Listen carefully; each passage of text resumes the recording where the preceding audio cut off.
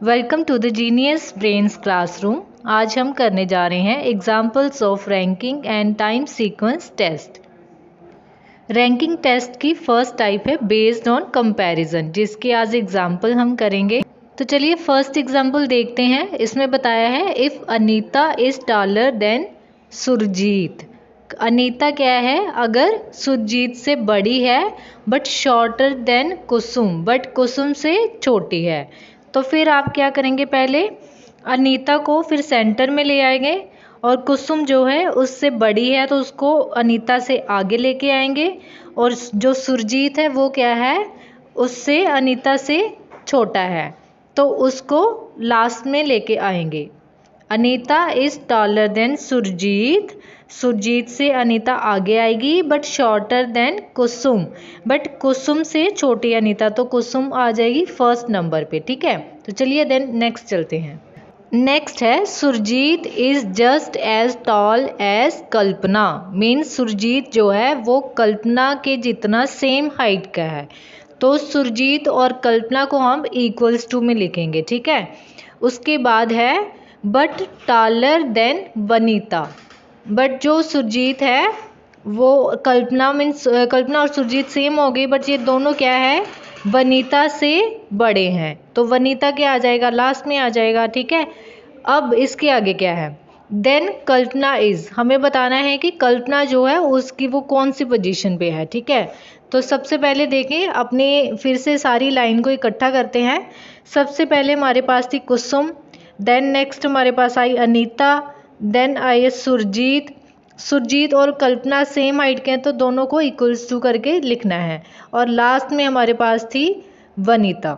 ठीक है, तो क्लियरली दिख रहा है कि जो कल्पना है is shorter than Anita, Anita से छोटी है, बाकी कोई भी स्टेटमेंट मैच नहीं कर रही। तो चलिए इसका आंसर देख लेते हैं। देखिए अकॉर्डिंग टू क्वेश्चन जैसे जैसे मैंने एक्सप्लेन किया था वैसे ही बताया कि सबसे पहले कुसुम है, उसके बाद अनीता, देन सुरजीत। सुरजीत और कल्पना इक्वल्स हैं, तो उसके बाद लास्ट में आता है वनीता। तो उसके अकॉर्डिंग हमें जो चूज़ करना था सारी ऑप्शंस में से क्या ऑप्शन जो है कल्पना की सेट बैठती है, तो उसमें आता है कल्पना is shorter than Anita.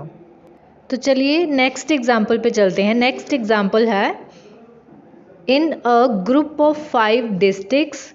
5 districts का एक ग्रुप है, उसमें क्या है? Akbarpur is smallest than Fatehpur. जो अकबरपुर है वो फतेहपुर से छोटा है।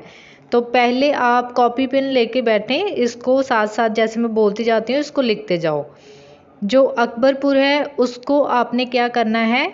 लास्ट में लिखना है, फतेहपुर को आगे लिखना है। फतेहपुर क्या है? बड़ा है अकबरपुर से। नेक्स्ट है Dhanbad is bigger than Palamu. अब ये दोनों अलग डिस्ट्रिक्ट्स आ गए हैं तो इनको अलग नेक्स्ट लाइन में लिखना है। धनबाद क्या है? वो पालमू से बड़ा है, तो धनबाद आगे आएगा और पालमू पीछे आएगा। तो चलिए नेक्स्ट चलते हैं। नेक्स्ट है and Barabanki is bigger than Fatehpur. तो क्या बोल रहे हैं कि जो बाराबंकी है वो फतेहपुर से बड़ी है। तो हमने जो सबसे पहली स्टेटमेंट लिखी थी वो फतेहपुर से स्टार्ट थी, तो क्या कर देना है? फतेहपुर से आगे बाराबंकी को लिख देना है। बाराबंकी फतेहपुर से आगे है तो लाइन पूरी क्या बन गई? पहले बाराबंकी आ गई, फिर फतेहपुर आ गया, और देन फिर अकबरपुर आ गया। ये एक पूरी लाइन बन गई। तो चलिए आगे चलते हैं। तो फतेहपुर तक कंप्लीट हो गया। उसके बाद है but not as big as Palamu. But क्या है? वो पालमू से बड़ी नहीं है। तो इट मीन्स जो हमारे पास सेकंड स्टेटमेंट थी धनबाद और पालमू वाली, तो क्या करना है? धनबाद उसके बाद पालमू था, तो ये फिर थी जो पहले हमने लाइन बनाई है वो क्या आएगी? इसके पीछे आएगी, क्योंकि वो पालमू से बड़ा नहीं है। तो स्टेटमेंट कैसे बनेगी? पूरी स्टेटमेंट को फिर से देखते हैं। सबसे पहले आ जाएगा धनबाद, फिर आ जाएगा पालमू, नेक्स्ट आएगा बाराबंकी, उसके बाद फतेहपुर और लास्ट में अकबरपुर। तो ऐसे सारी लाइन बनेगी। ठीक है, तो अब इसमें क्या पता करना है? Which district is the biggest, कि इसमें से जो सबसे बड़ी डिस्ट्रिक्ट है वो कौन सी है चारों में से। तो साफ ही पता चलता है कि स्टार्ट कहाँ से हुआ? स्टार्ट हुआ धनबाद से, तो Dhanbad is the biggest district amongst them. अच्छा, तो ये इसका सॉल्यूशन है एग्जाम्पल का, इसको आप ध्यान से देखें। जैसे मैंने अभी अभी एक्सप्लेन किया बिल्कुल वैसे ही इसका ये सॉल्यूशन है। तो चलिए नेक्स्ट क्वेश्चन पे चलते हैं। नेक्स्ट क्वेश्चन है 5 friends A, B, C, D and E are sitting in a row in decreasing order of their weight from left to right. So left to right हमने जी 5 जो है A, B, C, D, E इनको set करना है letters को, ठीक है।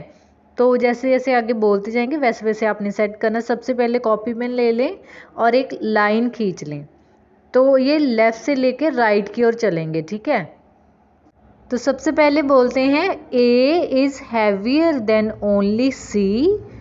इसमें बोला है कि A जो है वो C से बड़ा है, तो A पहले आएगा और C बाद में आएगा। पहले रफली आप ना लिख लो, लाइन पे डॉट्स लगा लो और इस A जो है उसको पहले लिखना है, C को बाद में। नेक्स्ट है while B is heavier than both E and A।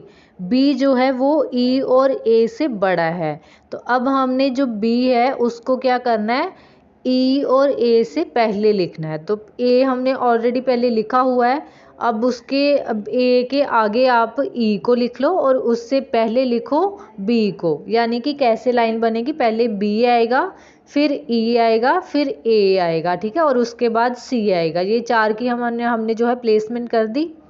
चलिए अब नेक्स्ट करते हैं। नेक्स्ट है D is heavier than B। जो D है वो B से बड़ा है, तो अब हमने क्या करना है, जो D है उसको B से भी पहले लिखना है। मीन्स पहले B आएगा, फिर पहले D आएगा, फिर आएगा B।